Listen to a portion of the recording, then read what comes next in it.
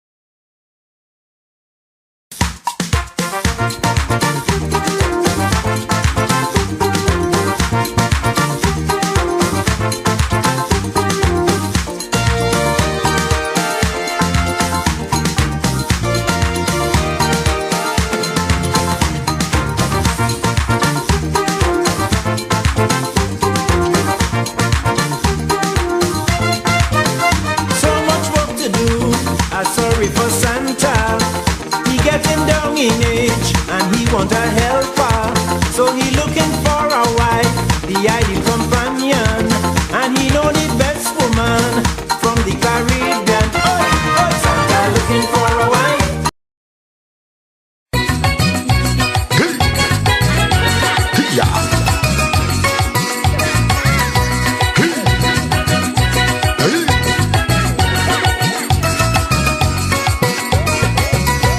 This Christmas gonna be different, all your best take this from me.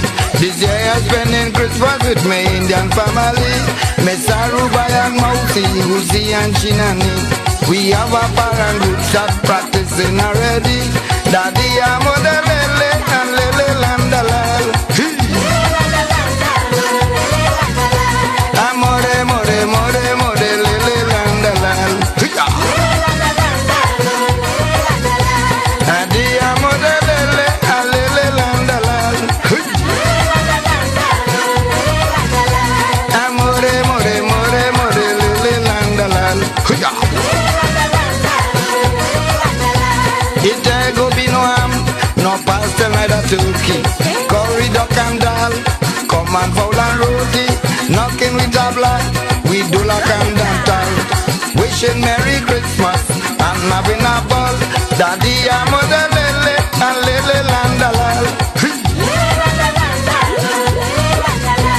Amore, more, more, more, lele landalal.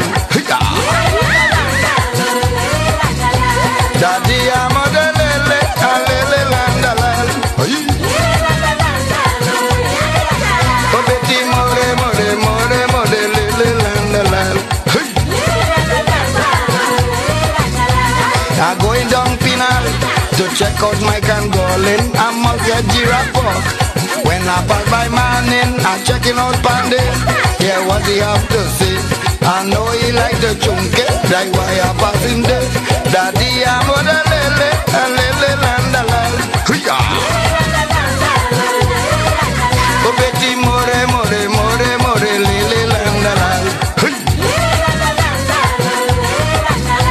Daddy, I'm on the lele, and lele landalal. Amore, more, more, more, lele landalal.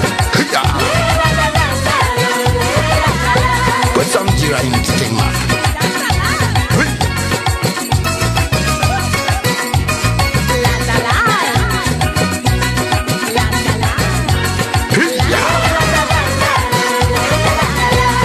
More, more, more, more, lele landalal. Daddy. CARICOM is currently in the process of convening an emergency session of heads of government on the escalation of the Venezuela-Guyana situation. In a statement this afternoon, Minister of Foreign and CARICOM Affairs, Dr. Amory Brown, said he received updates and exchanged information with Guyana and with Venezuela in the aftermath of the December 3rd referendum. He said he remains in constant contact with the Foreign Minister of Guyana, with TNT's team in Caracas, with Venezuela's ambassador to Port of Spain, with all CARICOM counterparts, and with key external partners. Dr. Brown reiterated that CARICOM speaks with one voice on this border issue. That voice, as always, fully includes Trinidad and Tobago. He said CARICOM continues to clearly call for respect for international law and the jurisdiction of the International Court of Justice, for peace to be maintained and preserved, and for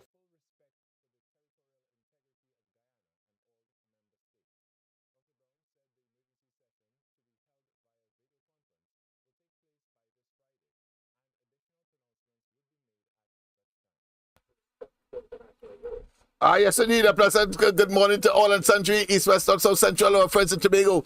And wherever you are, streaming on the World Wide Web, a pleasant good day to you. This is, yes, indeed, the Corridor Transformation. Your host, yes, plural, Dr. Khaled and myself, of course. We commit ourselves to carnage in the West. I wonder why I'm saying carnage, because, of course, I know that Dr. Rowley is the parliamentary representative for the most westerly extreme or extremity of the corridor transformation. So I take pleasure in doing so, but I want to say Shagaramas as well, because it covers I talk about Diego Martin West, and then of course right up to Toko, and then of course across the Bocas into of course Tobago, the most easterly of the physical or geographic space that we want to target, we have been targeting, and we want, of course, not only to educate, but also to enhance, and therefore generate the paradigm shift that is required, because we are citizens as well. We cannot be relegated to second-class and third-class citizens, and most importantly, the resources of the country must be shared equitably and according, of course, to ability, and according, of course, to needs, but very importantly, that it must be equitably distributed. And therefore, in such circumstance, the corridor transformation is first out the box to, of course, advocate for the residents and the occupants of the east-west corridor. Of course, that geographically means on either side of the northern range, whether it be the windward side, that is to say Maracas and so on the north coast, as well as the leeward side, which of course will be the hinterlands from, of course, the covering the Eastern Main Road, of course, the priority bus route, and just straggling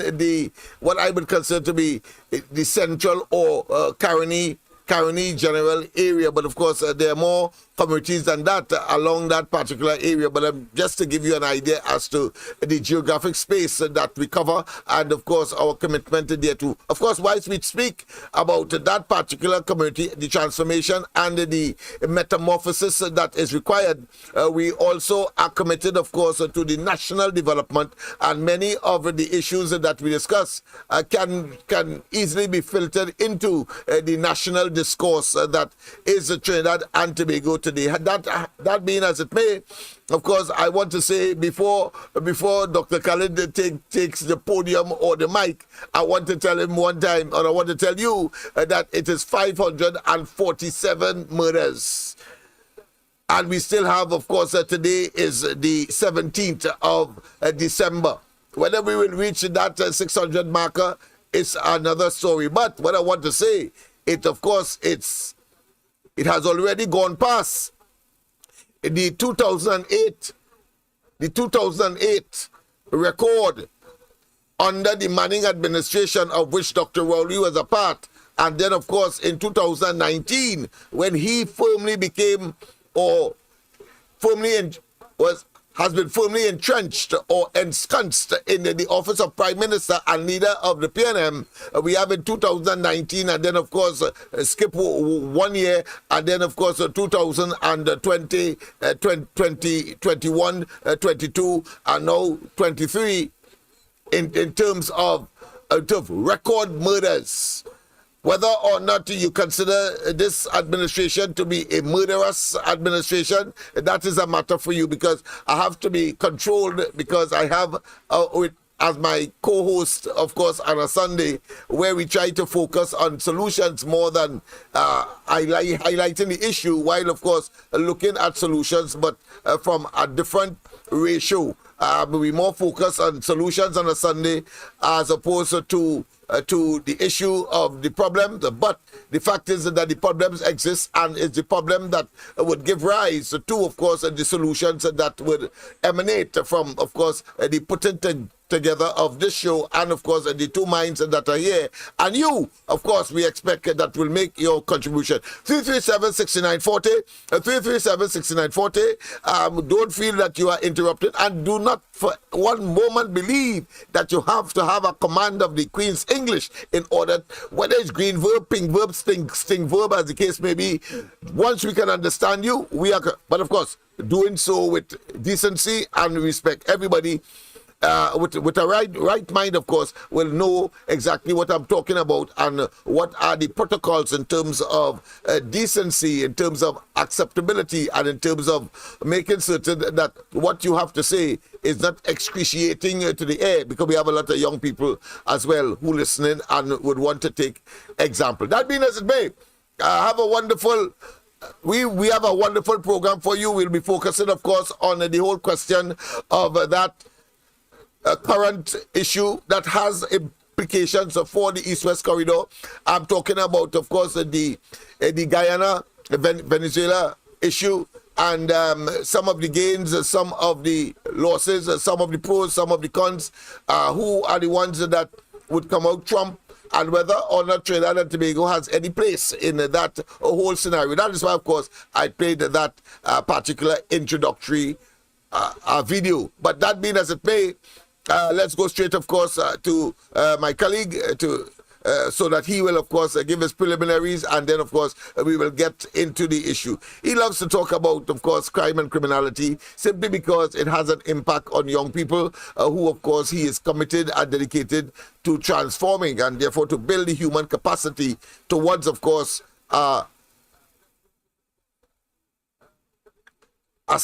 a quality of life and standard of living that all of us as citizens of Trinidad and Tobago aspire to and to be. That being as it may, good morning, Dr. Khalid. How has been your weekend so far? Great.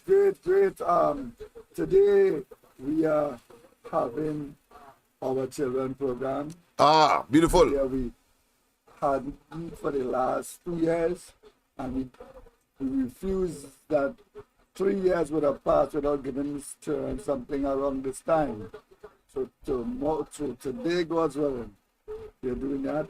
And yesterday, one of the groups had something there, right? And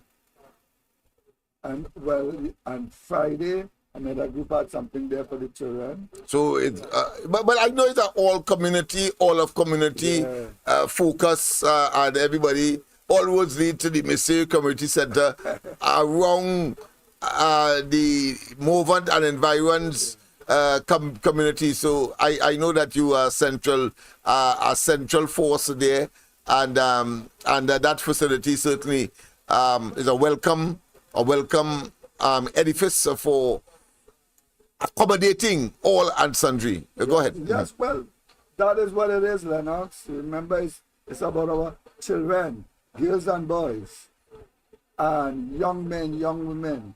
It's about the people. It's about rehabilitating and training, and this is the move that leaders should have made. You know, and sometimes should make.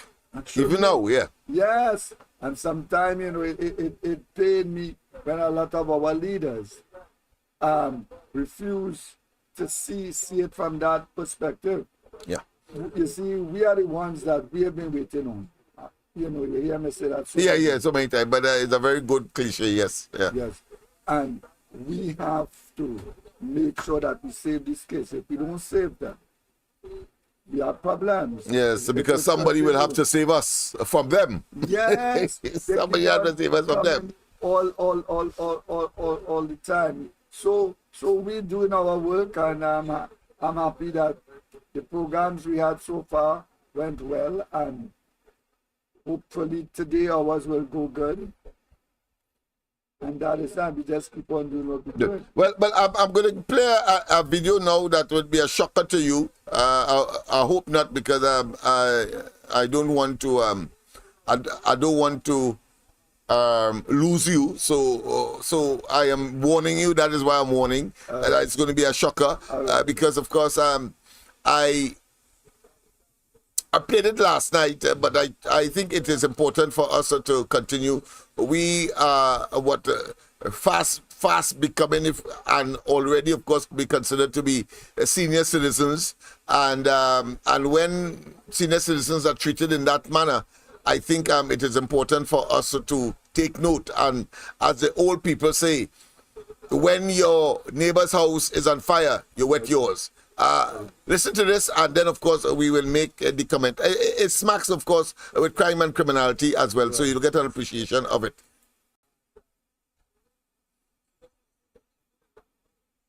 Yes, indeed.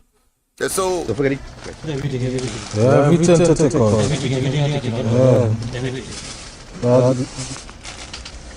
Let's pull out now, man. Let's pull out.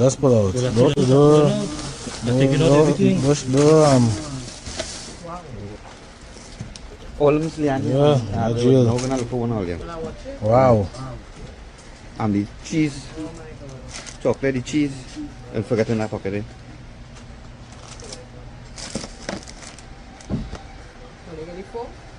Yes, no, I know organizing here.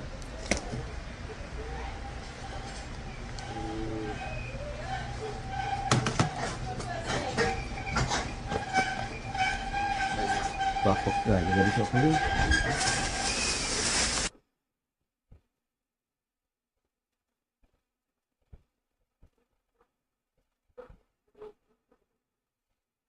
You may be wondering.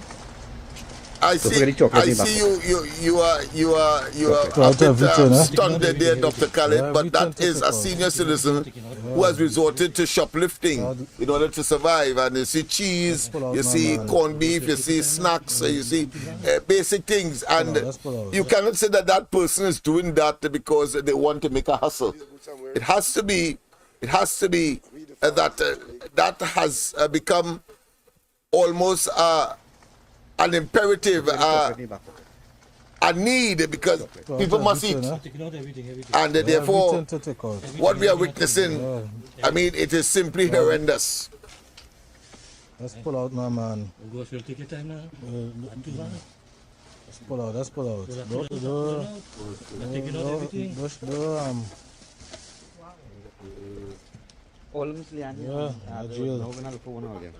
Wow. And the cheese, chocolate cheese, and forget in that pocket.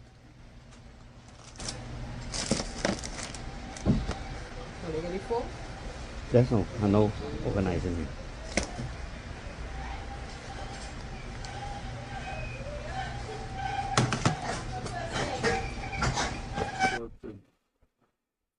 I want you to comment, Dr. Khaled. I'm not going to. I think the visuals speak for themselves, but there are people out there who are also looking, and some may say, well, it's damn good for him. Why didn't he take care of himself or prepare for the future in terms of the state that which he's in? Of course, I have a different view, but I'd love to hear your views on it. Having regard to the fact that, and this is not the first one. I made a statement last night that I know of another senior citizen who did not get his pension or is in the process of getting his pension application, but because of complications he was unable to do so. And as a consequence, somebody told me that he was spending 6 months. He just came out of prison because it's to renew that acquisition. And then when I asked the question, it was for shoplifting. So this is just one. So is it a trend that we are seeing? Could we conclude it is a trend similar to, of course, that of, let's say, home invasions? And of course, the run-of-the-mill kidnapping and larceny and Christmas time, shoplifting and so on. Is this incident? Is this an aberration, or do you see it as a trend, having regard, a developing trend, I should say, having regard to what I've just said? That I know of another direct incident of that nature, Dr. Khaled. Well, yes, I agree with you. It's a developing trend. It is a trend that we can't encourage. It is a trend that the government have to do something about it. You know, put something in place, especially if you have an elderly who never get involved in things like that before. If you have someone who accustomed doing those things from young, now you could say, well, it's a habit, it's habitual. But if it's someone who never did that before and had to do it because of necessity, because of being hungry and being neglected, maybe by children and young people around him, especially if it's someone who was committed to his family and people turn their back on him and think it's painful. So something has to be done. And do you think that incidents like this, in fact, I think the authorities should be looking at something like this and try to get in contact with this individual, because I'm sure that he's somewhere in the society. I'm glad that you mentioned some of the possibilities outside of a habitual disposition, but even if it's a habitual disposition, I cannot see an elderly person taking a piece of cheese, a tin of corned beef, several snacks, and a number of other things that clearly, if I would not have been surprised if he had pulled a bread out of his pants as well, because it appears that it is a meal that he was looking for, and maybe something that that is sufficiently non-perishable, like the corned beef, for example, which will last longer than possibly the cheese. I don't know. What is your view? Yeah, well, I see the same way. I am saying that I would like to get further information. What the authorities should do is investigate this particular case, and I would not be surprised if it turned out that he probably have young grandchildren somewhere that he had to assist to give them a meal. Yeah. You know, the thing is, the society must understand that we are our brothers and sisters keeper. You have to provide for the people. And suppose now it turns out that he too is not getting pension. And that is why I say that there must be some affirmative action, some kind of proactive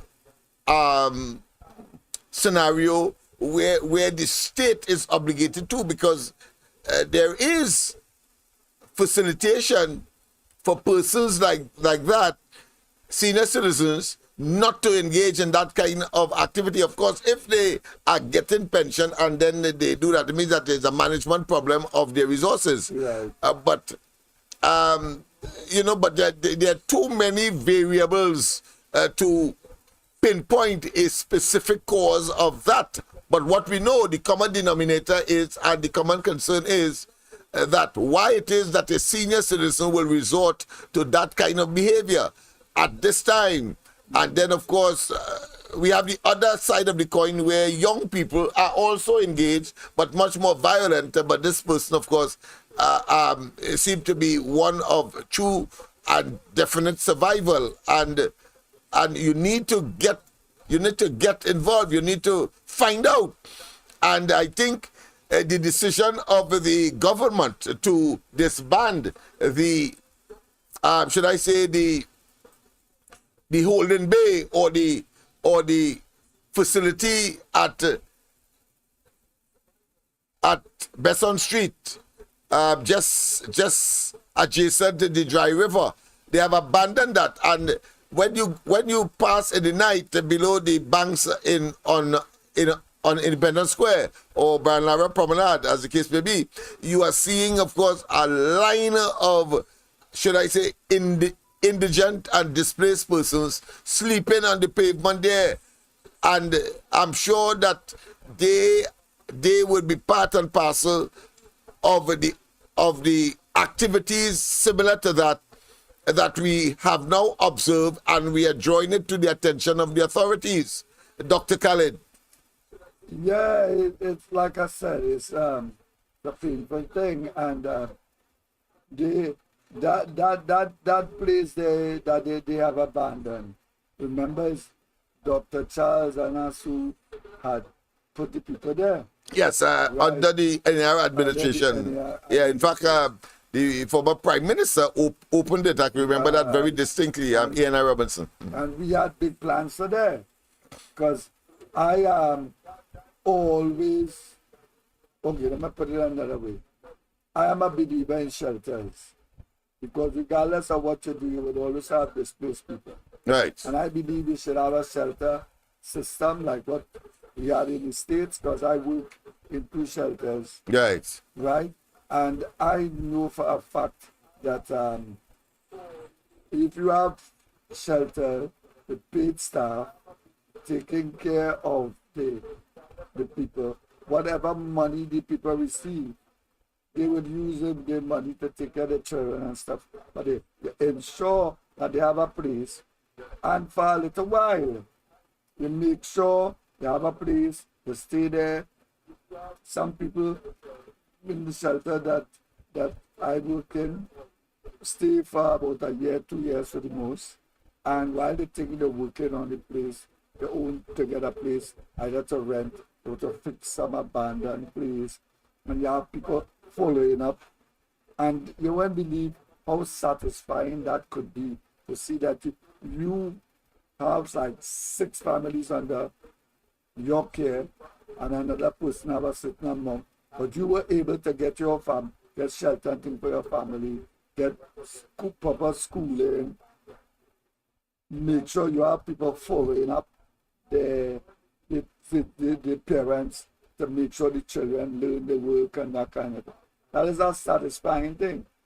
Because if you don't do that, you will be surprised the amount of the homeless persons with either double or triple. You understand? In a short space of time. Especially in harsh economic times, whether manufactured or otherwise, it is hard in Trinidad. Yes, hard economic times. And yet, people must understand that. You see, you know what it is when people campaigning, they talk all kind of things. But programs like these get swept under the rug. You need to have programs. While you're training young people how to survive, you have to also hold older people who were unable, probably didn't get the training, probably bad luck hit them and things like that. Yeah. So you have to hold them together too. You know? Yes, indeed. Yes, indeed. Yes, indeed. And just in case you just joined us, of course, we are looking at what we consider to be an emergent trend. On a program, Gary, I will call you back. We are looking at an emergent trend where elderlies are now shoplifting for something to eat, and we make no bones about it. And this is not to embarrass or humiliate anyone, but it is to alert the authorities that something is happening in the society that is wrong. Let's go straight to the lines. Pleasant, good morning. Welcome to the corridor. Yes, good morning. Right, you know the topic you're on right now? Yes. Do you know, just Friday, I'm not normally in the Port of Spain. Uh-huh. But on Friday, I went in the Port of Spain about 1:30 to drop off a friend to go to San Fernando, right? Mm-hmm. And I noticed two men in town just running about the place between Broadway area and Independence Square. Uh-huh.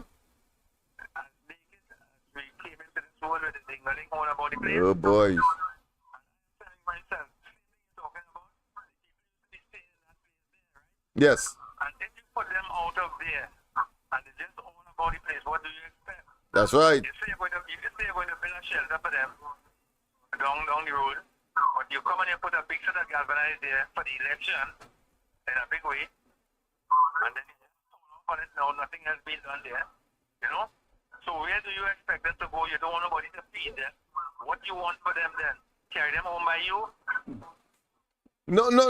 You got to be ridiculous with, in your commentary against the authorities who clearly are out of their minds. It's a bunch of lunatics that we have managing the affairs of the country, because that is the reality. Where do you want these people to go? Exactly. You could imagine past one on a Friday down, two men running about the place naked as they're born. This is the society we in now, you know what I'm saying? Yes. So thanks a lot. I just brought it to your attention. Thank you very much. Thank you very much, of course. Thank you, brother. Yeah, thank you. Yes, Brother, yes. thank you. Thank you very much. Yes. Very appreciate it. Okay then. And people must be concerned, and the disquiet must speak, because I mean this is ridiculous. And then, as the caller rightly said, that here it is, you had a shelter for persons like that. At least they will get a bath and they will get a meal, and you close it down. Why? Because you say it is too expensive. Just imagine that. It is too expensive.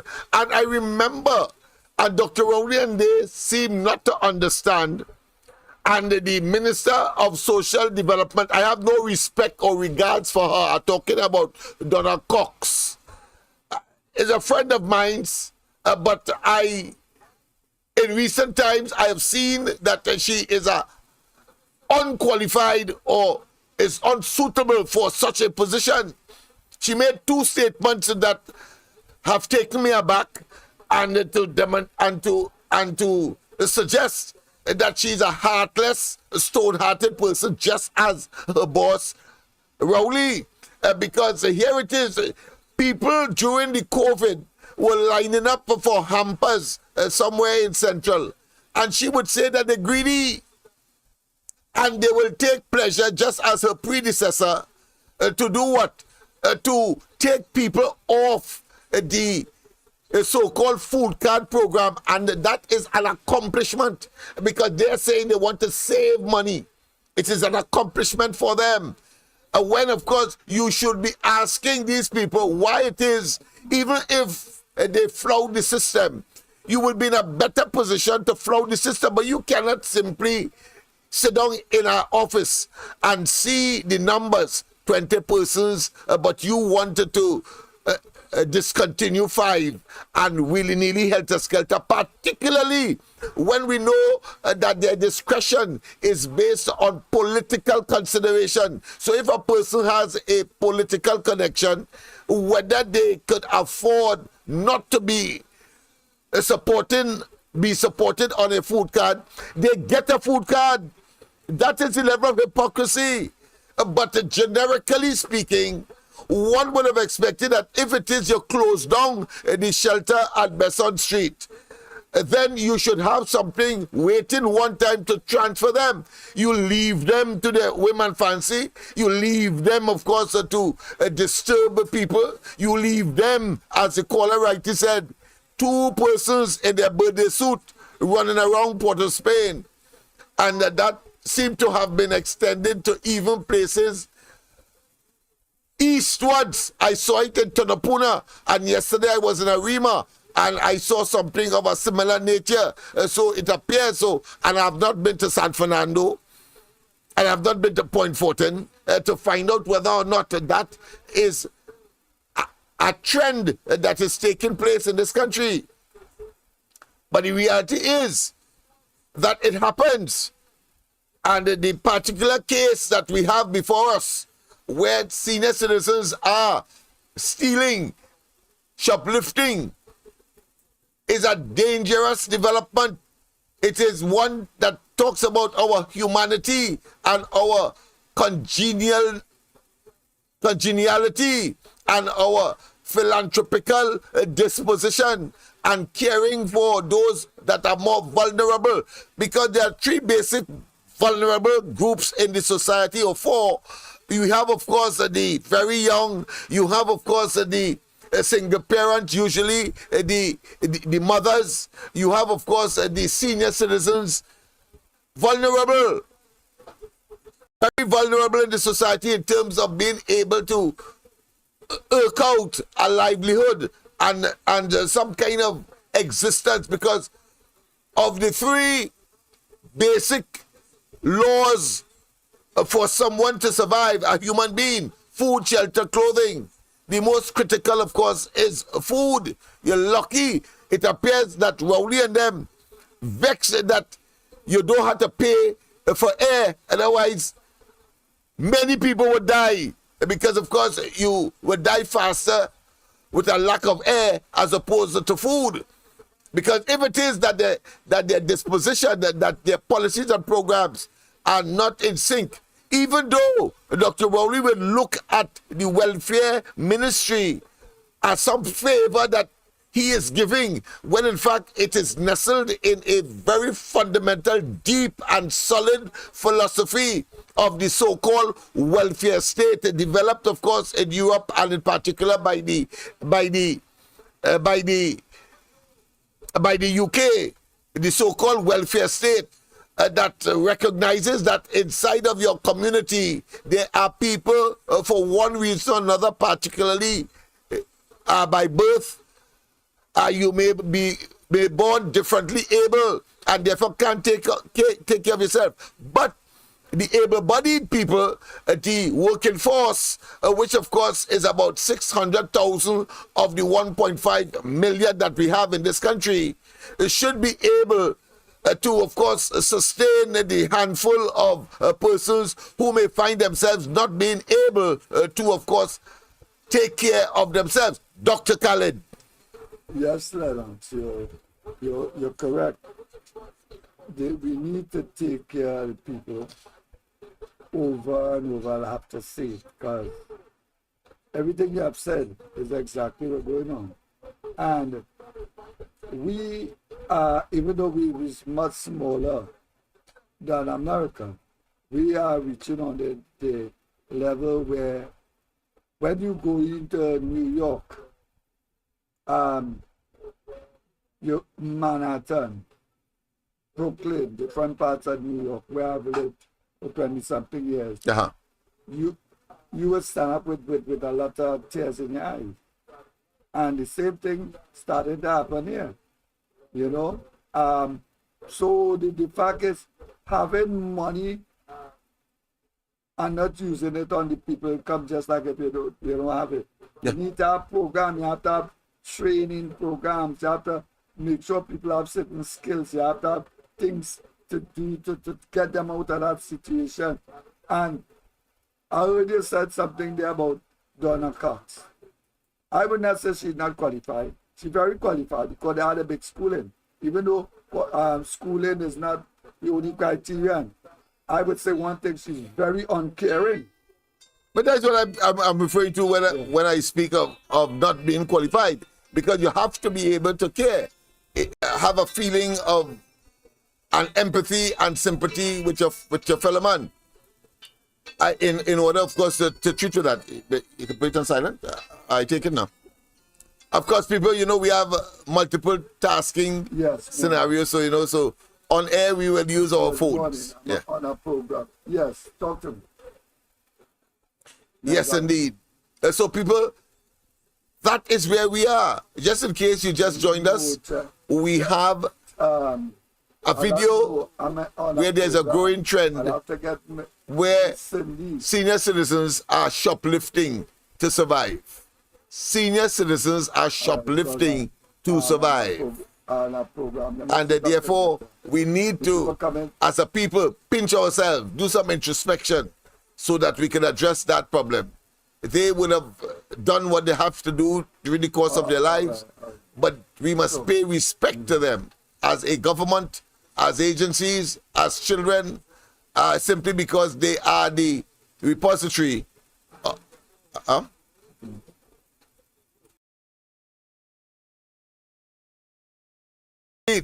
Of course, Dr. Khalid has to leave us momentarily, so of course he will leave us in a while. So let us just,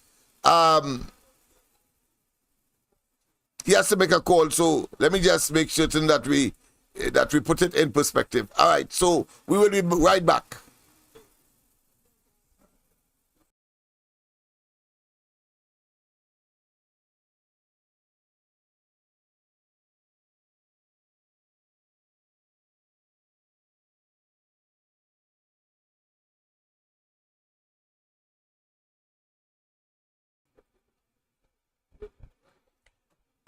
Yes, well, as I said, he has a very important call, because remember, we are not getting paid for this. We are here on a Sunday, we are here every night and so on. And therefore, of course, when... Let's pull out now, man. Yes, indeed. So when we have to do what we have to do, certainly we have to. But let's continue with this, because not only is the senior citizen in this particular case and the need for the authorities to pay attention, we also would like to show you where the young among us are engaged in very heinous activities affecting the senior citizens as well. Our senior citizens are under too much pressure. Listen to this. Listen to this.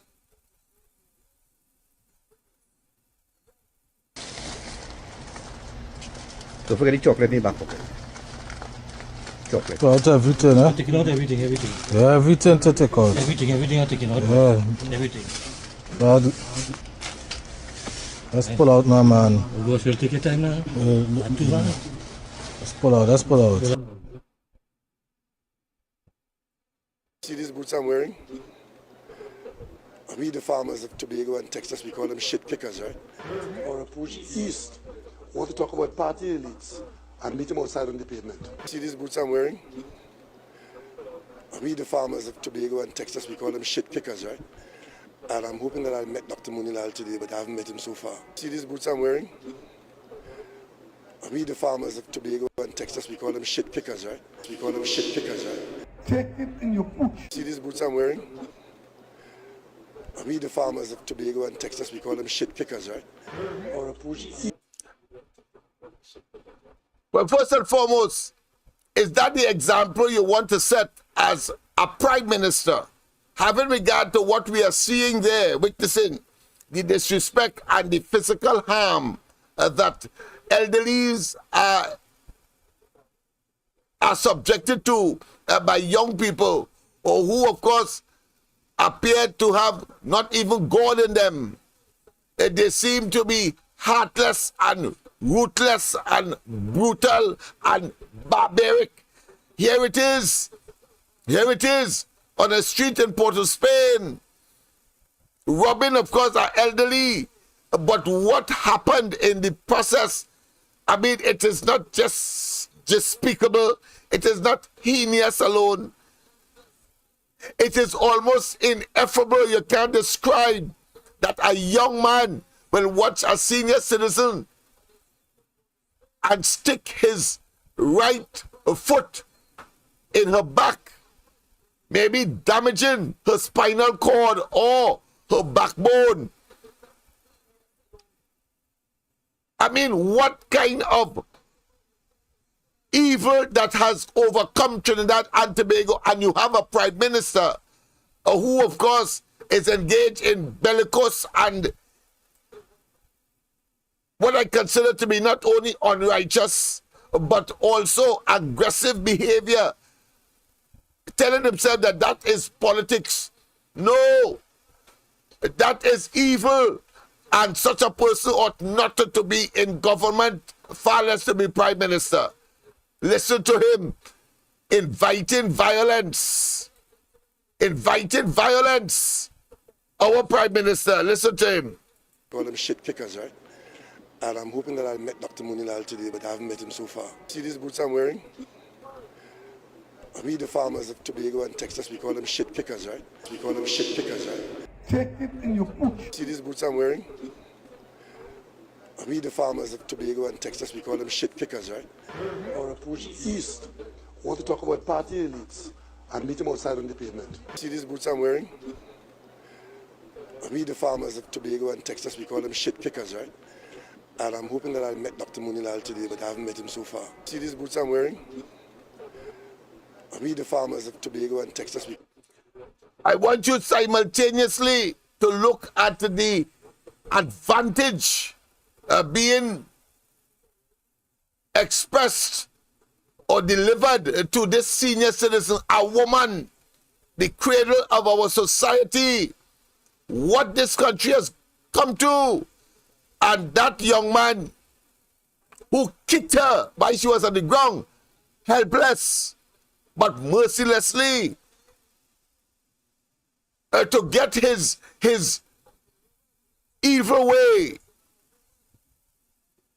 I understand that there's some other news coming out. I think they hold him, and there's some other things that are developing coming out of that exercise. Somebody told me only last night that I will look at. But that picture is not a nice one for Trinidad and Tobago. It does not spell well for the future. People are simply merciless, callous, wicked, nasty, and dangerous. And you have a prime minister who is no example. And in fact, one can say he encouraging that. Listen to him. Call them shit kickers, right?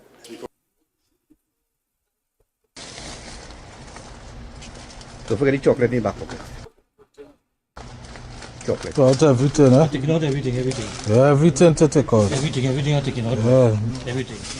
Bad. See these boots I'm wearing? We the farmers of Tobago and Texas, we call them shit kickers, right? And he proud, he looking proud of saying that. To talk about party elites and meet them outside on the pavement. See these boots I'm wearing? We the farmers of Tobago and Texas, we call them shit kickers, right? And I'm hoping that I'll meet Dr. Munilal today, but I haven't met him so far. See these boots I'm wearing? We the farmers of Tobago and Texas, we call them shit kickers, right? We call them shit kickers, right? Take it in your boot. See these boots I'm wearing? We the farmers of Tobago and Texas, we call Look them at shit the kickers, right? advantage on that senior citizen. A woman. Oh gosh. And meet them outside on the pavement. See these boots I'm wearing?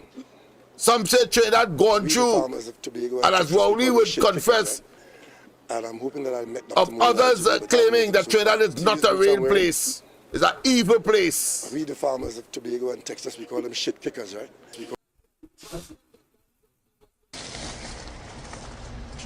Don't forget the chocolate in the back pocket.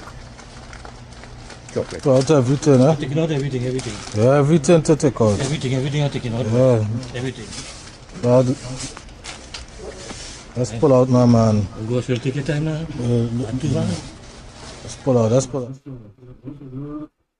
I think it is harrowing. I think we should put an end to that. It's harrowing. And let's get to the substantive topic. Of course, you can call us now, 337-6940, 337-6940, as well as, of course, you can get us at, if you want to make any contribution to our Christmas hamper project, 336-6594, 336-6594. Let's go straight, of course, to the whole question of that scenario between Venezuela and Guyana, and the recent, of course, meeting in St. Vincent, hosted by the Vincentian Prime Minister, and what are the pros and cons, and who are the heroes, or who are the ones that maybe outside of that. Let's put it in perspective.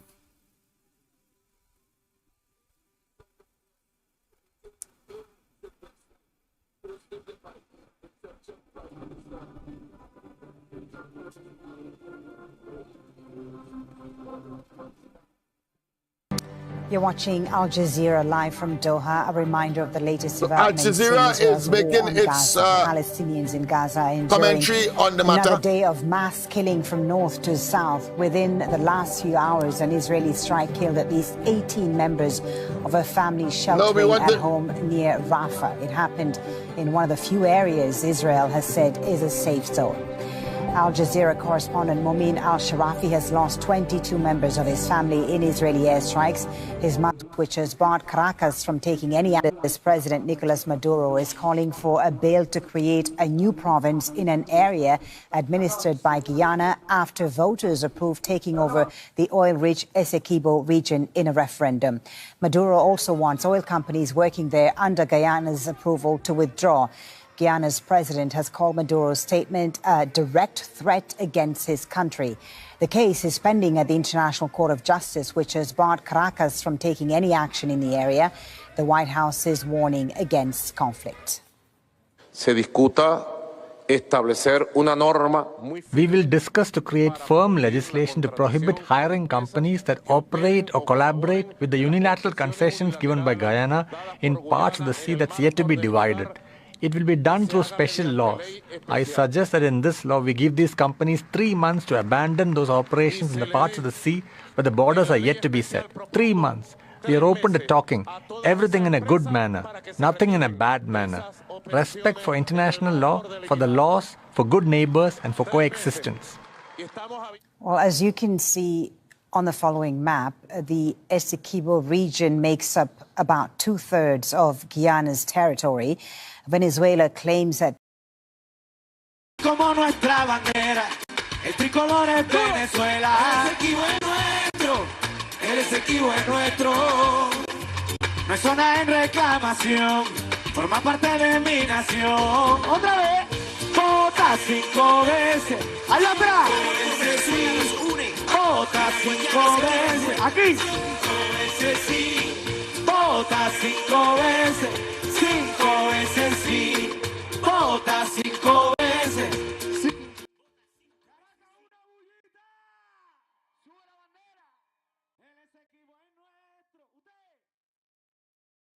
So to the ribbon of both five-time yes, the Venezuelan people are celebrating together with the head of state, Nicolás Maduro, the landslide victory of the yes option for defense of the Essequibo territory. This is a moment of joy and celebration as we are seeing the images that are surely replicated all over the national territory as they learn of the results, the very overwhelming victory of the yes option in defense of the Guyana-Essequibo territory. And that's how the Venezuelan people decide their will, their future. Venezuela is a nation that is no stranger to come out and vote for the policies that will define their future. This is the 7th referendum and the 30th vote in over 24 years. I don't know if any country can say the same, but Venezuela has had a history of always celebrating their democracy and coming out to defend what is rightfully theirs. Let's listen to the national anthem of Venezuela.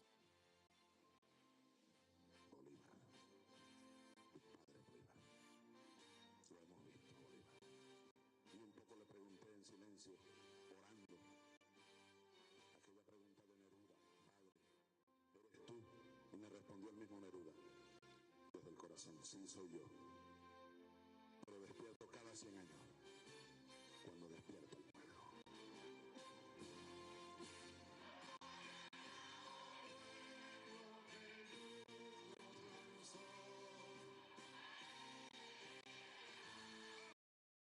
You may not believe it, but it's possible that Venezuela will invade Guyana in a couple of months after this video is released.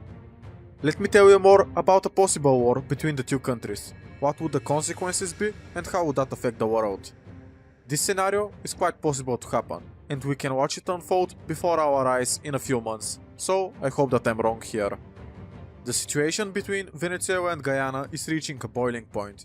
They have a 124-year-long ongoing border dispute, where Venezuela claims 2/3 of Guyana. What happened there and why is Venezuela maybe going to invade? Bad as it may seem, that will just fade away. The region in question you have the view that it will fade away. Okay. Right. Well, of course, let's go to the International Court of Justice now. The UN's top court in The Hague has sent a clear message to Venezuela over its threats to annex a long-disputed part of neighboring Guyana. Pending a final decision in the case, the Bolivarian Republic of Venezuela shall refrain from taking any action which would modify the situation that currently prevails in the territory in dispute, whereby the Cooperative Republic of Guyana administers and exercises control over that area. The area known as the Essequibo region was assigned to Guyana, then a British colony, in an international arbitration decision in 1899. But Venezuela has refused to recognize that decision since 1962, the year after Guyana was granted autonomy by Britain. Years of fruitless mediation have now turned into a full-blown crisis with the recent discovery of a significant amount of oil in the region. The court's ruling comes just 2 days before Venezuelans will vote in a referendum to ratify their government's self-declared right to annex the Essequibo and create a new Venezuelan state there. Venezuela's vice president says the court's decision does not prevent the referendum from proceeding. Nothing in international law allows the court to interfere in Venezuela's internal affairs or to attempt to prohibit or... Of course, fast forward to last Thursday. This is what came out of it. The ruling clearly protects this country's sovereignty. This is what came out of it. Fast forward to last Thursday. Venezuela, let's listen to the declaration it's making of all the Vice international President news, so we thought we should share it with you as well. In defense of the international legality, we have sustained very respectfully at the International Court of Justice. As you all know, the International Court of Justice made a pronouncement about this Essequibo dispute. I want to be very accurate about what Guyana requested and what we'll continue, of course, with the prelude leading up to Thursday. Court of Justice said on the issue. This is what, of course, the president of Guyana had to say now. Bad journalists that are on the side of Guyanese. Prayers in inspirational moments. I take this opportunity to thank all the religious leaders, the churches, the families, and all Guyanese brothers and sisters, the radio stations, the television stations, who are participating in this very important moment in our country, in uplifting not only the spirits of the families, but also in uplifting ourselves as a country and as a people. It is only when we are uplifted in a singular way that the spirit of the nation, the spirit of our country, the strength of our country can be fully appreciated, fully realized, and the bounties and beauty that comes from this.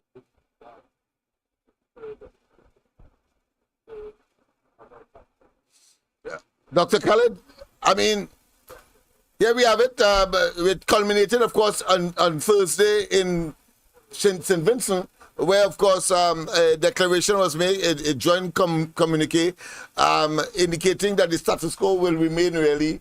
But, of course, they met, they shook hands, etc. But everybody remained in the same position. There is, of course, a meeting carded for Brazil in 3 months' time. And but Venezuela has not budged from its position that the International Court of Justice is not the place to settle this matter, and Guyana is saying that it is the place, having regard, of course, to the intervention of the General Secretary of the United Nations several years ago, where, of course, it was put firmly in the hands of the International Court of Justice, and they are yet, of course, to give their final decision. What's your general comment, I mean, and whether or not what transpired in St. Vincent is a good move, one, and two, who are the major players who came out, should I say, white like lily, in terms of the Vincentian Prime Minister and his intervention, or is it CARICOM, or is it, of course, the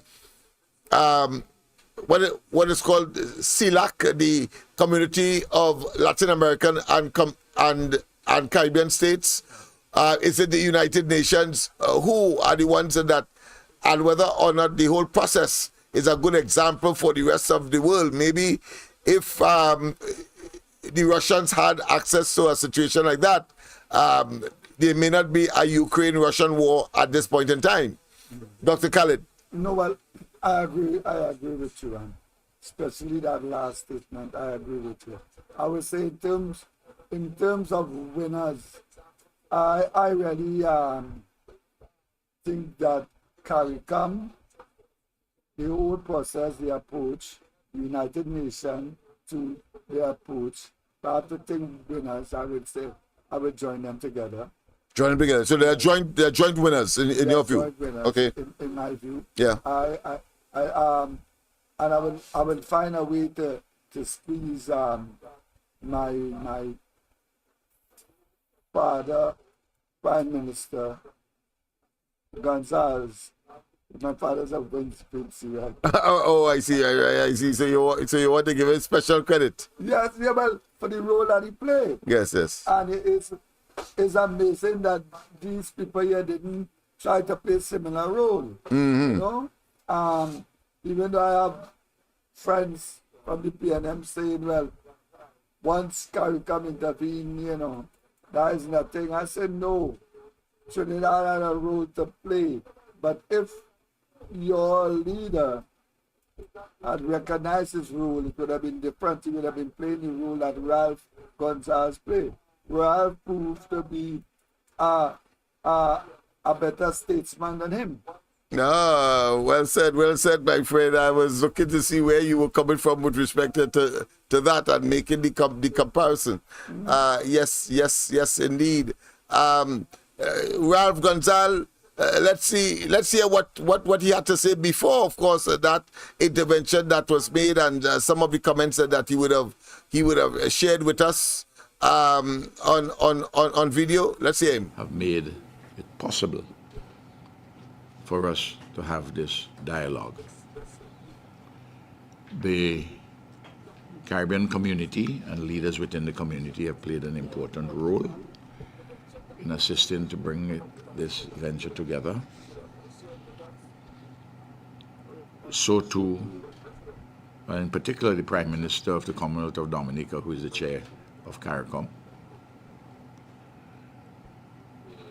So too, President Lula, my dear friend from Brazil, President Miguel from Cuba, another of my friends, several other leaders whom I considered important in this exercise to assist in facilitating this dialogue and this meeting.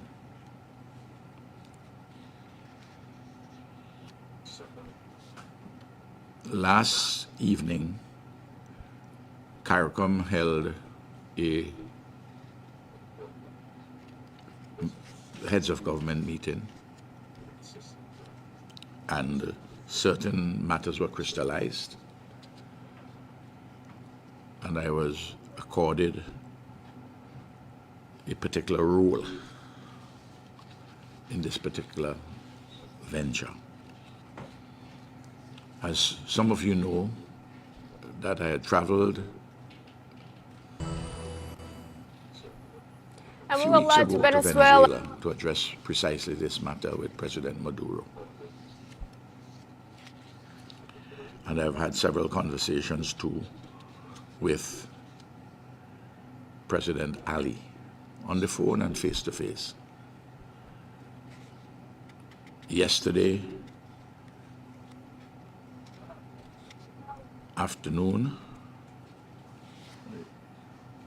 I had discussions with the foreign minister of Venezuela, who came to St. Vincent and the Grenadines to see me on this matter. And this morning, before I sent out the letter, I had discussions with President Ali and Vice President Jagdeo from Guyana, and with President Maduro. And of course, Venezuela, let's listen to the declaration of the Vice President of course, international news. And these are some of the commentaries that are being, of course, touted across the globe in terms of the accomplishment that was made by that meeting. At the International Court of Justice, as you all know, at the International Court of Justice made a pronouncement about this Essequibo dispute.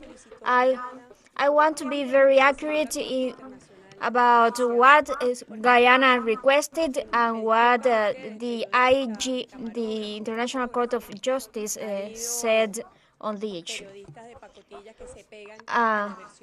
There have been well, I think we could pause the video and maybe have a discussion on it, Dr. Khaled. Tonight, of course, you will get a little more tonight you'll get a little more tonight in terms of the actual declaration and the communique that came out.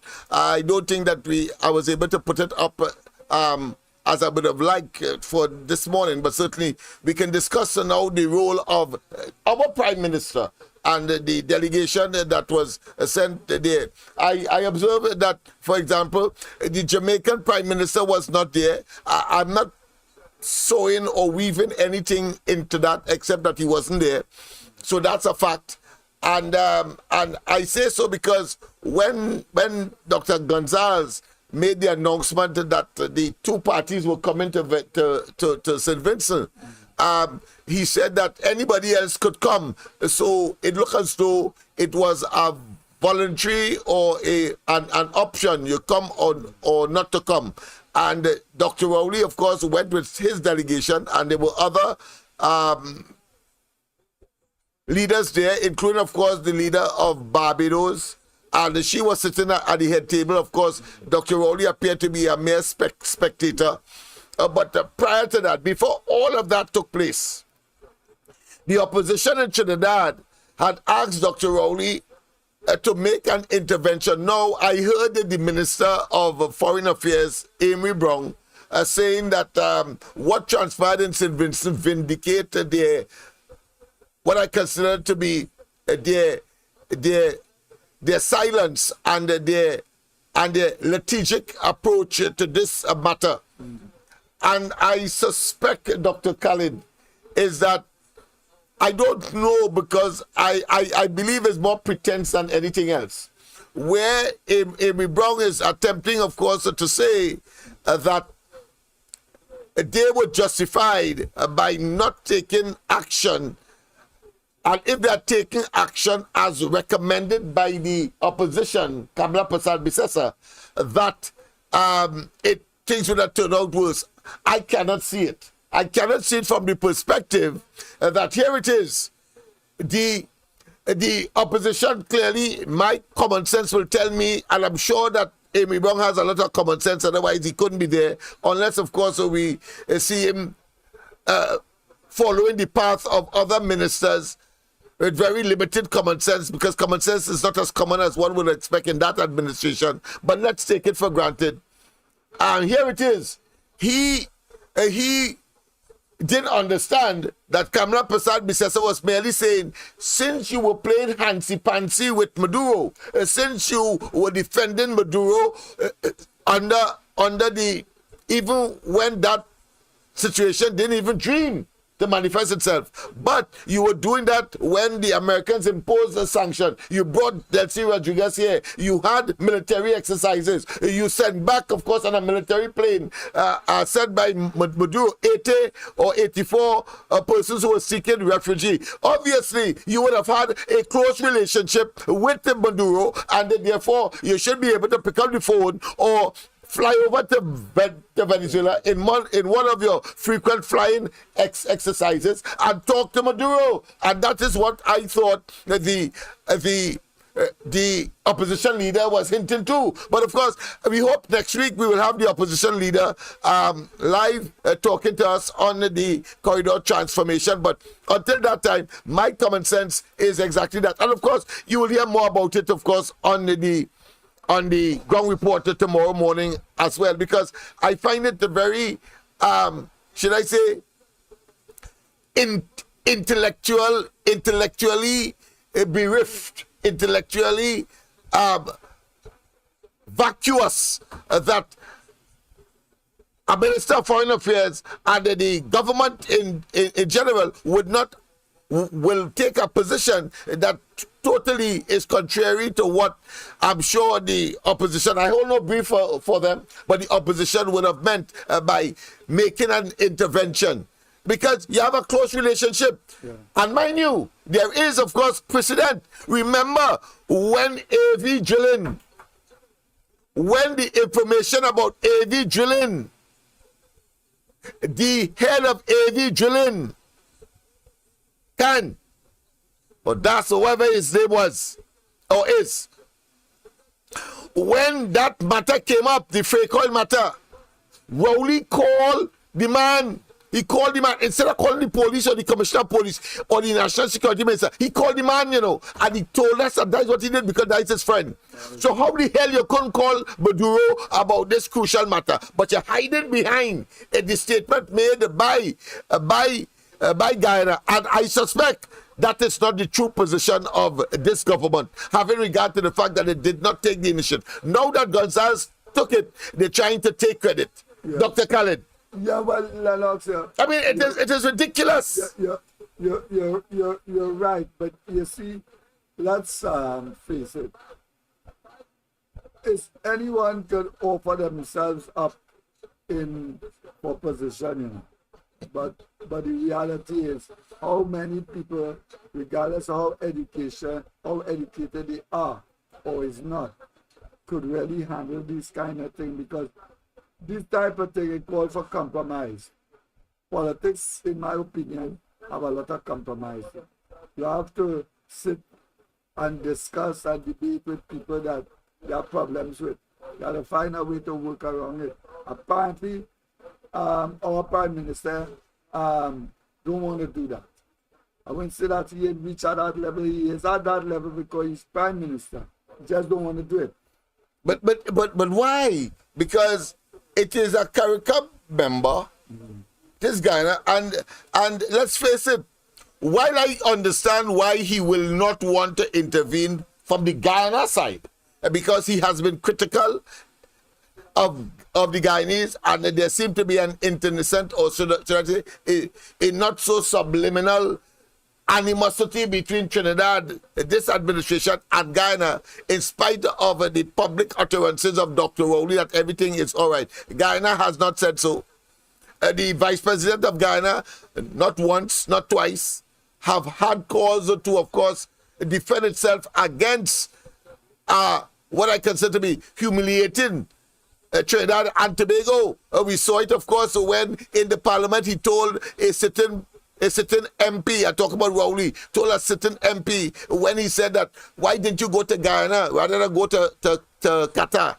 And he turned and said, well, why you go and live in Guyana? That was Dr. Rowley's response. Yeah. Just in August 14th, after the local government elections, when somebody said that Gary Griffith got more votes than was recorded by the EBC, he turned and said, well, you feel it's Guyanese dollar. And the Vice President of Guyana noted that. So there is this not so subliminal, but of course diplomacy will not cause them to have public spats, but of course in their respective way. Rowley doing one thing, initiating it since COVID, because it was Guyana that was targeted when he said that Guyana taking drugs that was not WHO approved, all of that.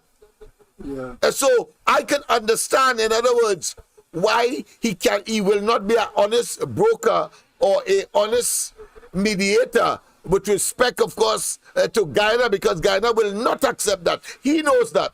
But certainly, it does not prevent or prohibit Dr. Rowley from talking to Maduro, because his vice president came here, was allowed to come here under suspicious and specious circumstance. But the fact is, it demonstrates that they have a special relationship, because she took a plane with, of course, PDVSA members and come here and have a private clandestine meeting. And if, of course, whistleblowers were not aware, we would not have known why other members of the society were locked out of the jurisdiction because of the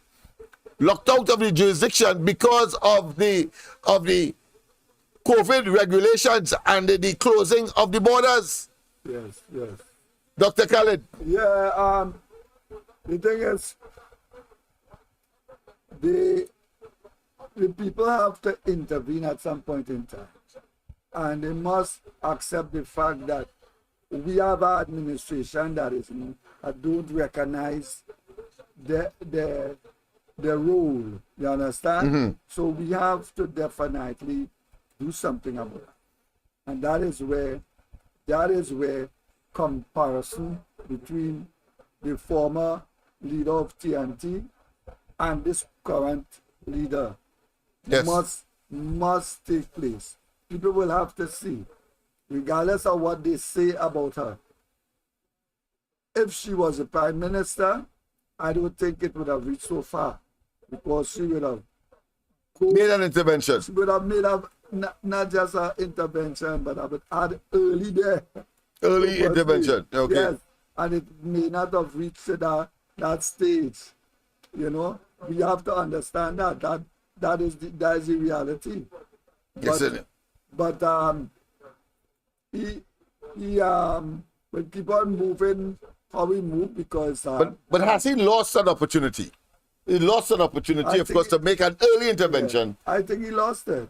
Yes, indeed. I think, and therefore, Gonzalez must be given all the credit as a true regional leader in this hemisphere, because the Americans would have been watching. Yeah. And they could have, of course, make an intervention. They have a $15 million bounty on Maduro's head, but they allowed it to happen. That it's not that they're watching and they could not have go down at Argyle and take him. Right, but they didn't. But that bounty, you and I would discuss it off camera, and then one day on camera. Okay.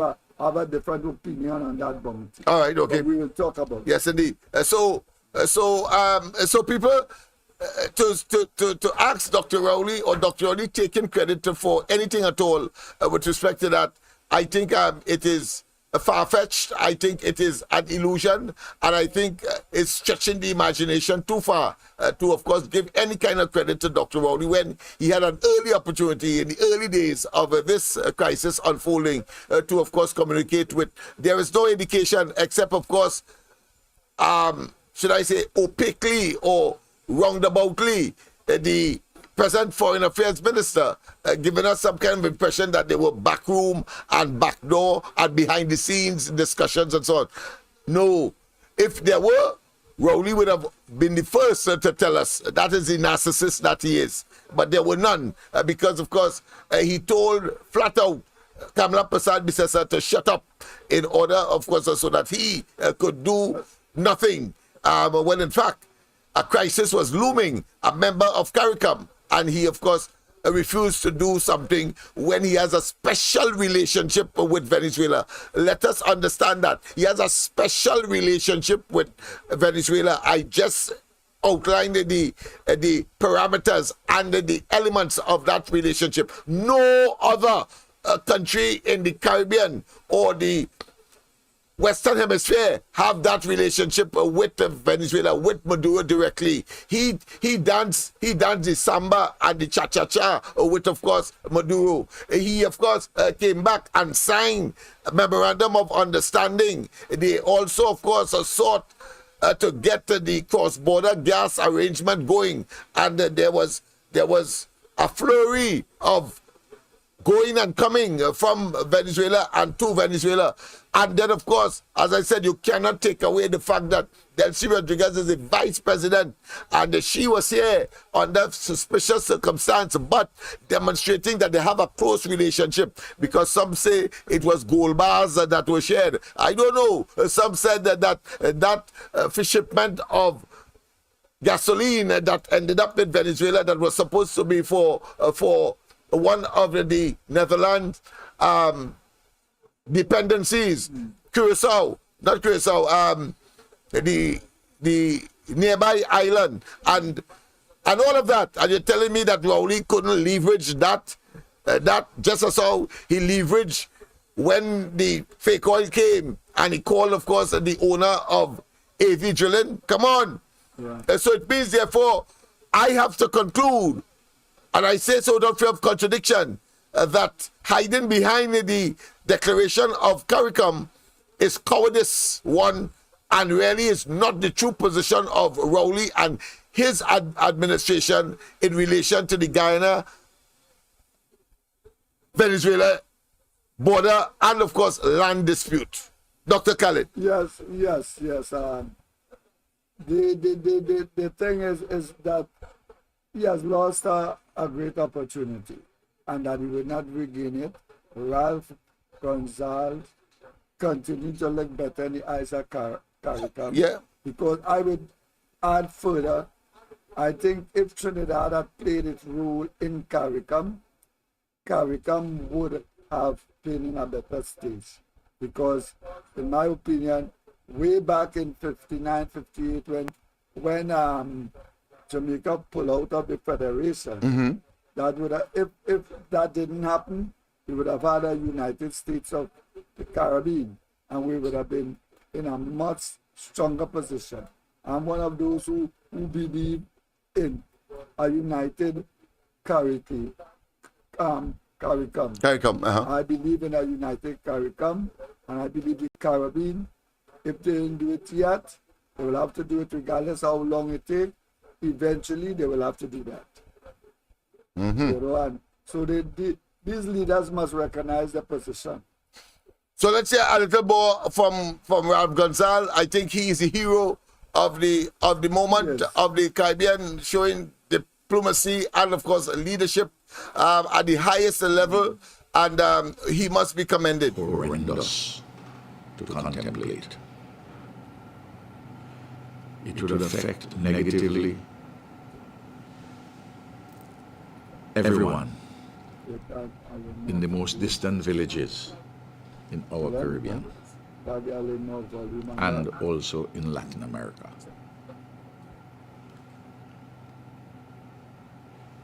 I don't think I can put it any higher than that. So, we are making all the requisite preparations for St. Vincent to host this meeting. I've already put in train all the relevant issues, organizational, security. That is the preparatory work he's referring to before Thursday. Tonight, of course, we will look at Thursday itself. Details of hosting arrangements of one kind or another. We have begun to work on those. We don't have a lot of time. And in the case of St. Vincent and the Grenadines, we are on the way to present our estimates to the House on the 19th of... people, don't forget, of course, you can December. Call. I know that the topic is... The estimate, you know, very intense. I know that you prefer to listen to us, but I'm sure you'll have issues that you would want to discuss with us as well. So 337-6940, 337-6940. Call us right now. For one last time, the estimates before they go to the printer tomorrow.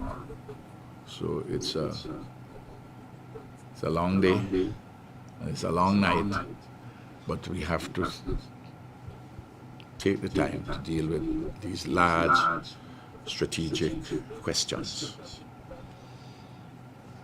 I want to thank all my colleagues in CARICOM and in CELAC who have helped to get us to this stage.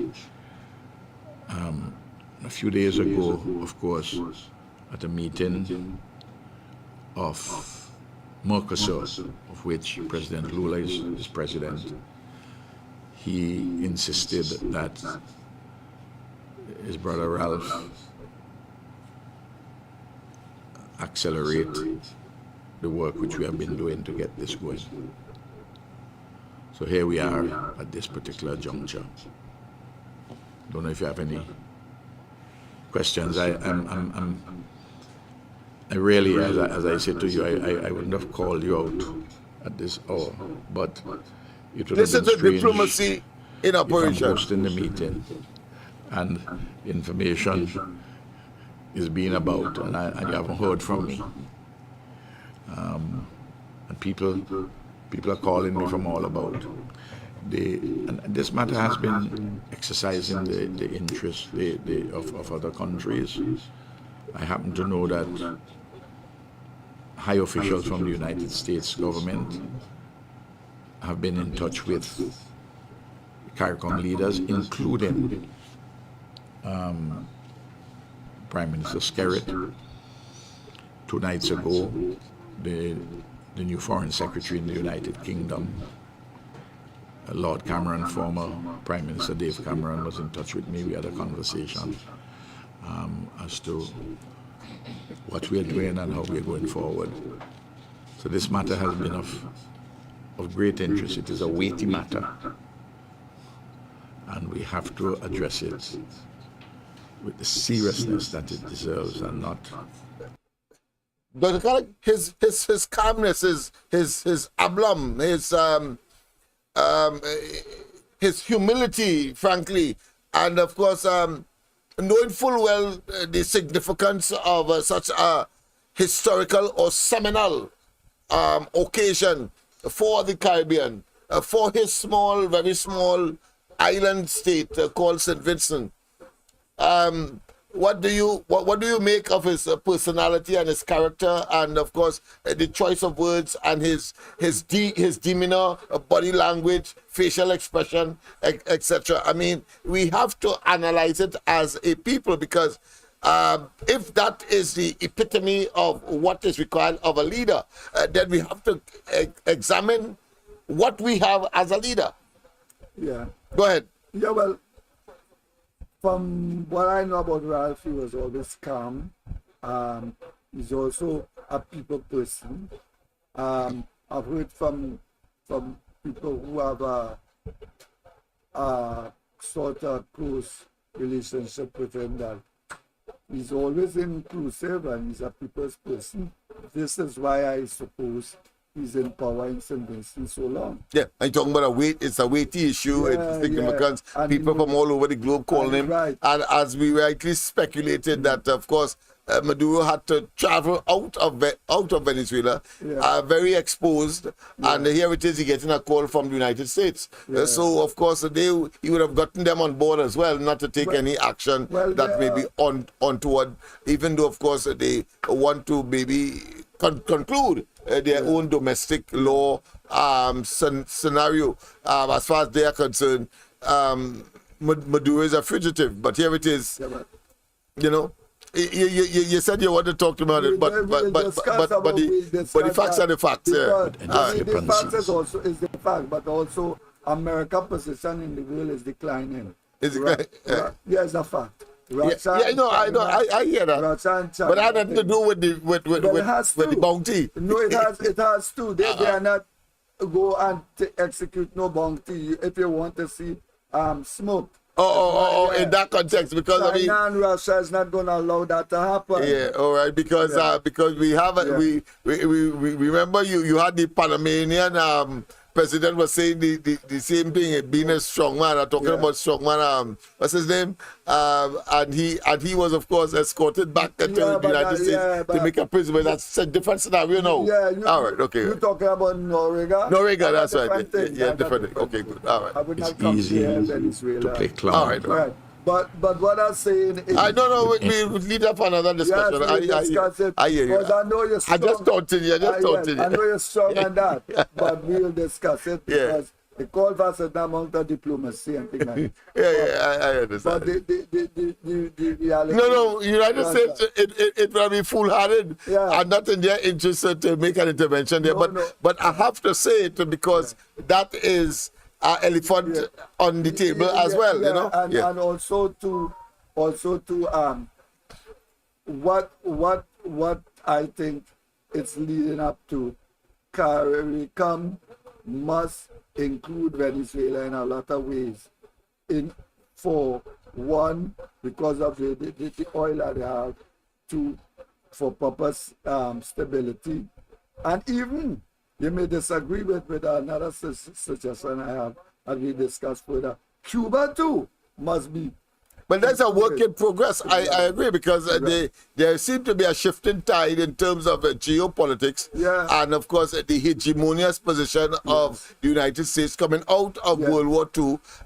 They seem to be losing that level of influence in more ways than one, and therefore, of course, that has to be revised. The balance of power in the world seems to be shifting. Yes, it's a shifting side. Remember at one time, you know, one of the groups that rule the world the longest is the Arabs. Yes. Long.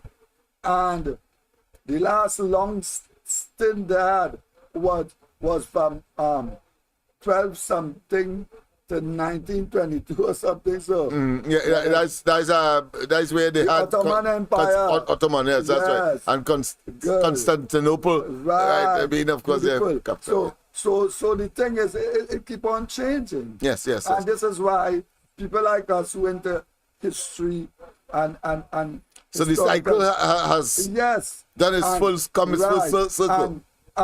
And what you're seeing is the emergence of a united Arab, and also the emergence of, listen to this, a united Africa.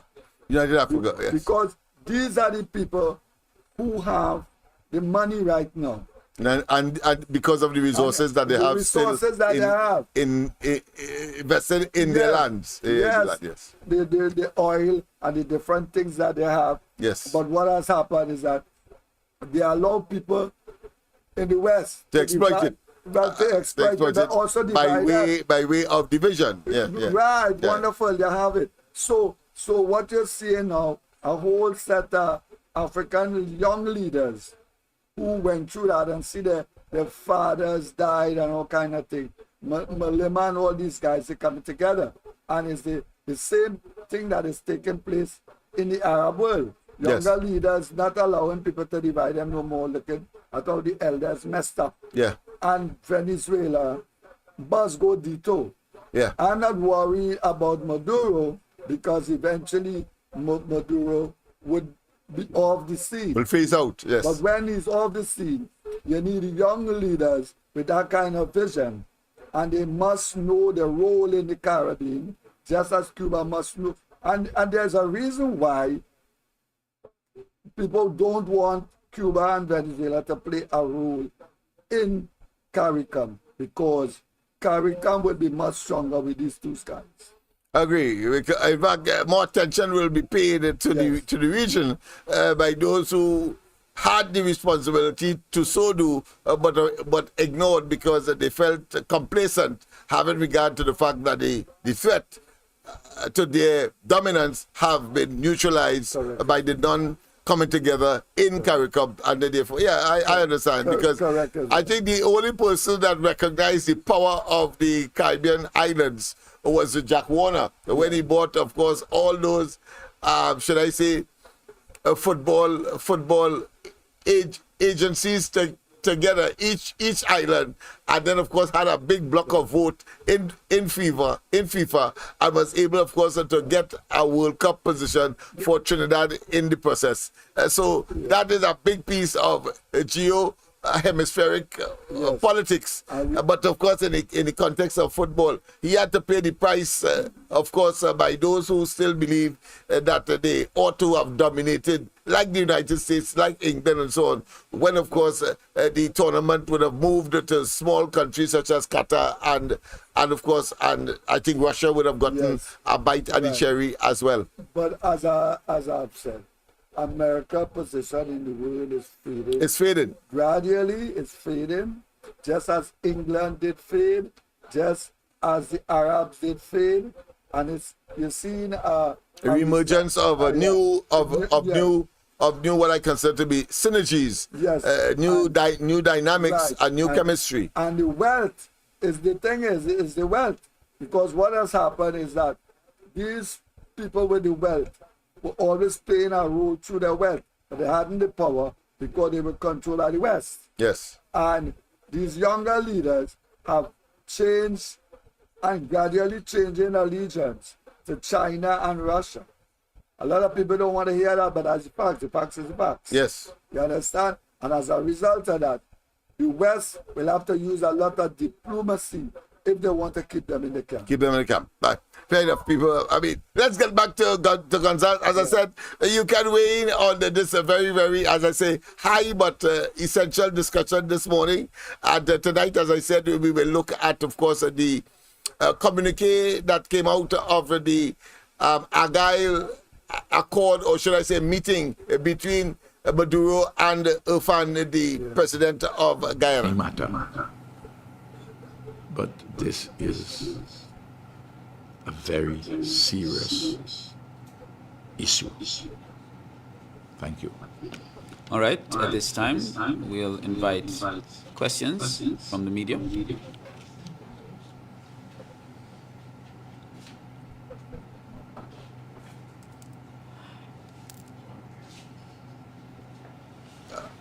Okay, you can just take the let's mic. pause, of course. We have a caller on the line. You know, we do it anyhow, telephone, whatever it is, we get it.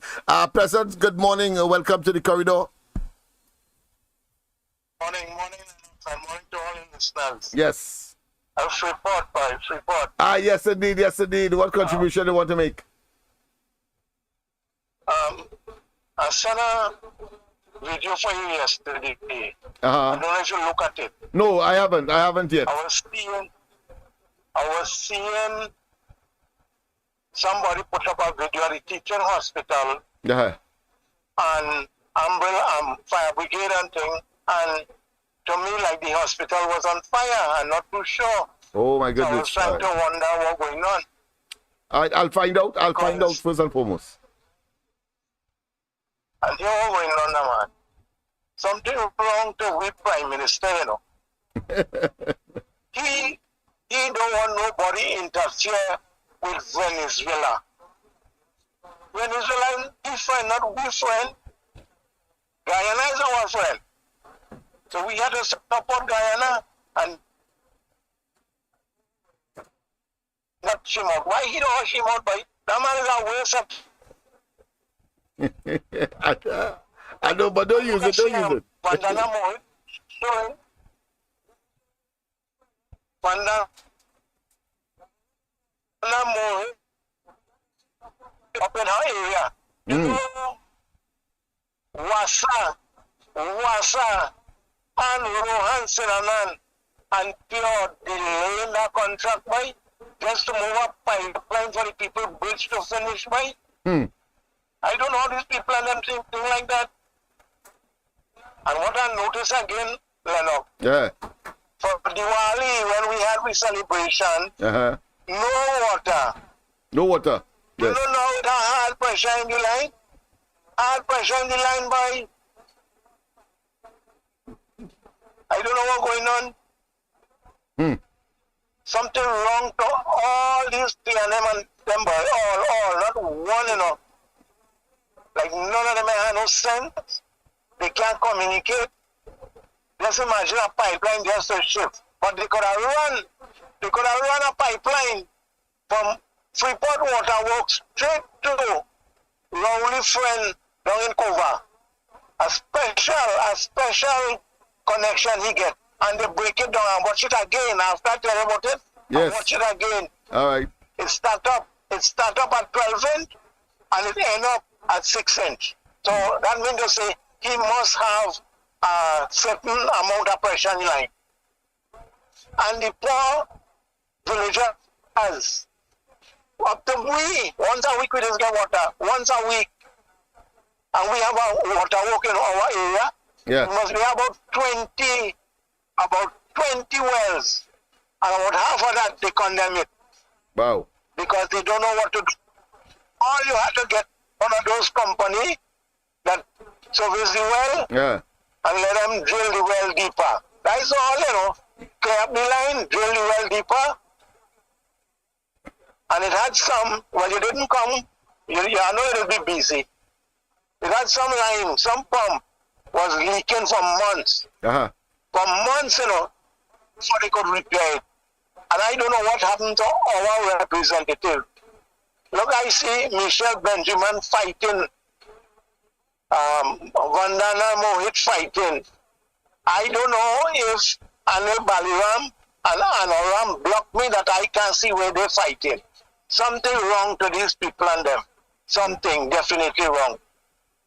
All right. I have to talk to you. All right. I have to talk to you. I've seen another way to get onto the leader, and I would talk to you and you would advise me if we can make it that way.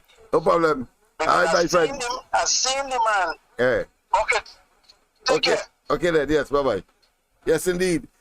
So that's a caller, of course.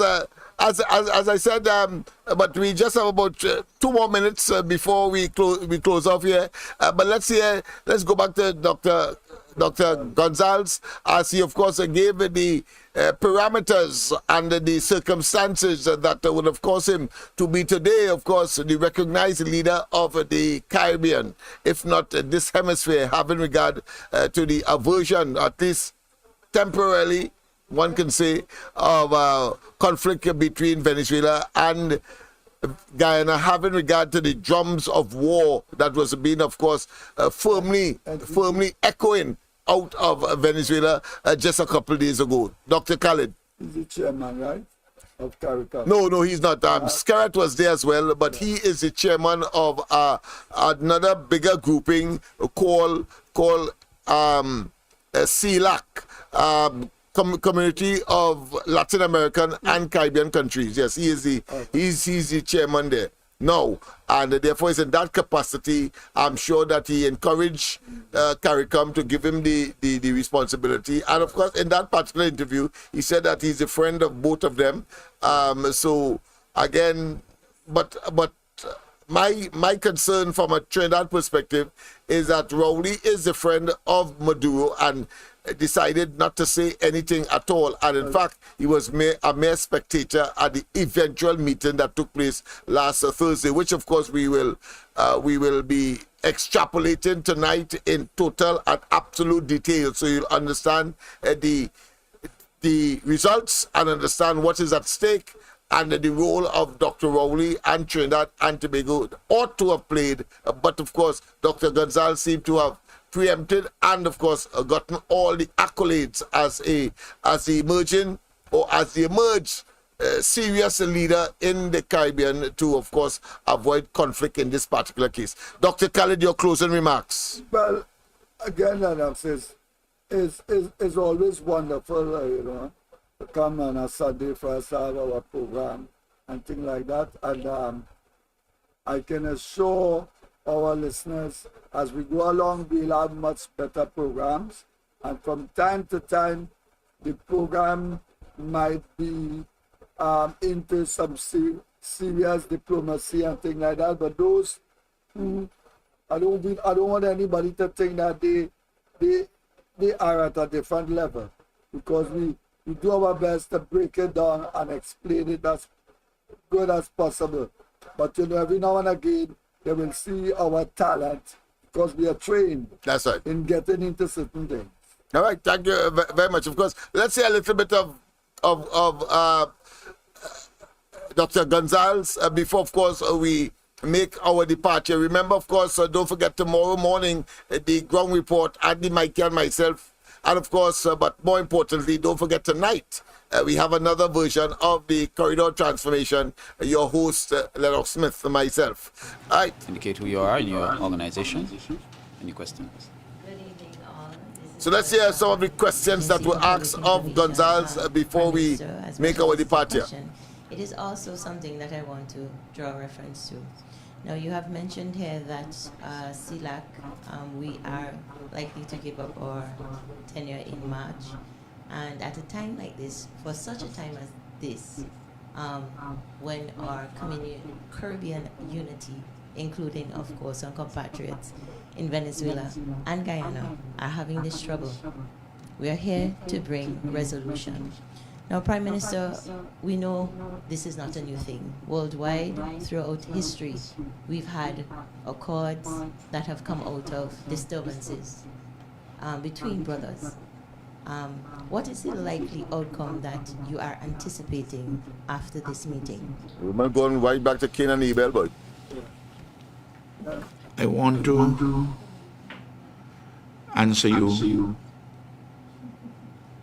in a way in words which are contained in my letter. We have to be mature. We have to be wise. We have to be understanding. We have to be respectful of everyone. And we have to be calm. And we have to be patient. This is an issue where there was an arbitral award in 1899. It's over 100 years ago. And before the award, the issue had been simmering. And then there was an agreement in 1966 between Venezuela and the United Kingdom, which was then the colonial power in Venezuela, in Guyana, British Guyana as it was then. And the United Nations Secretary General was engaged under that 1966 agreement. And then, after some 3 decades, he said, look, there should be another avenue for the resolution, which was contained in the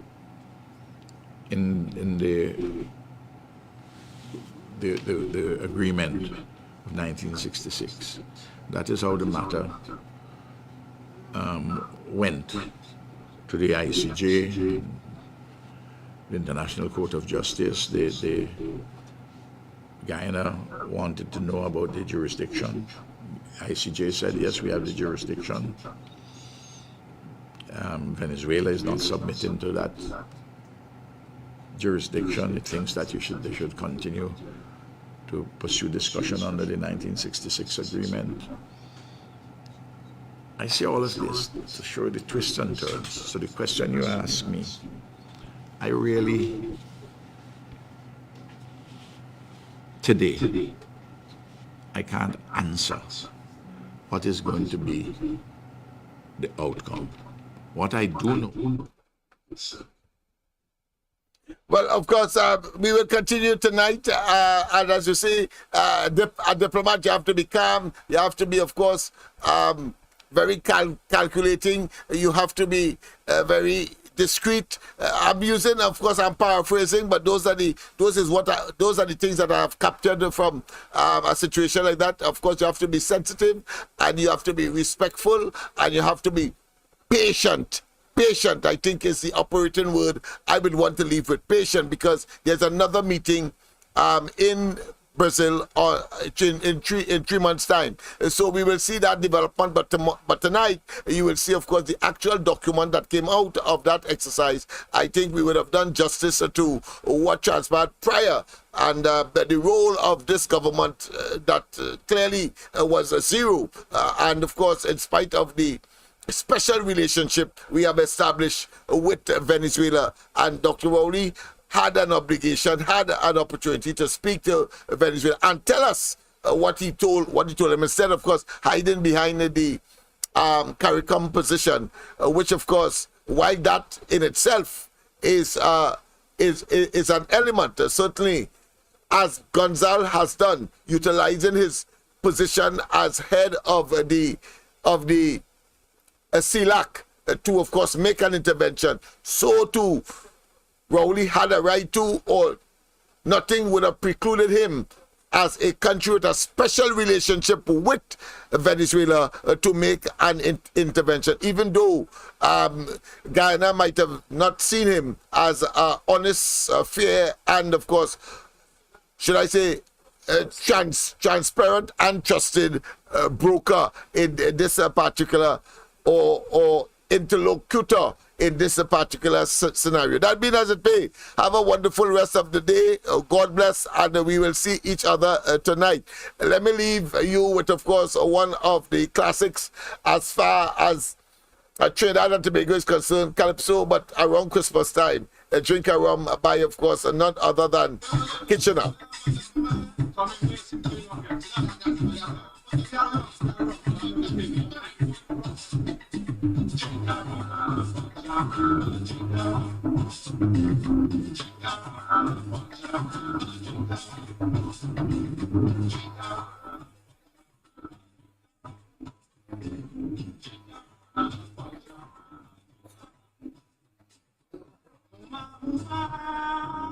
Would you like to join your son? Happy in the mother country, for the Christmas, your son will be ready jumping. Listen to the chorus of what we are singing. It's Christmas morning. We need to bring it. And we tell you to bring it.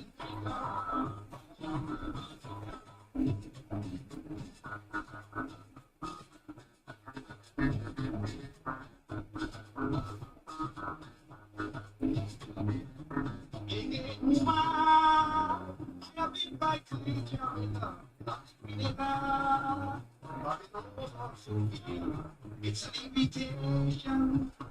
Good.